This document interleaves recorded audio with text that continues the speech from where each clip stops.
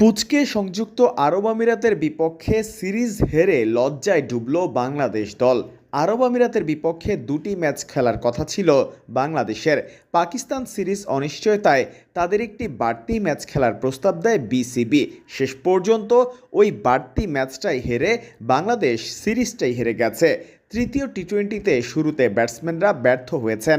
৮৪ রানে ৮ উইকেট হারিয়ে ফেলার পরও অবশ্য শেষ পর্যন্ত ১৬২ রান করে টিম টাইগার্স, কিন্তু তাও যথেষ্ট হয়নি জেতার জন্য।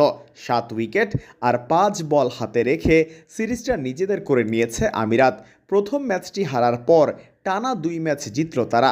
আয়ারল্যান্ডের পর দ্বিতীয় টেস্ট খেলুড়ে দেশকে সিরিজ হারালো আমিরাত।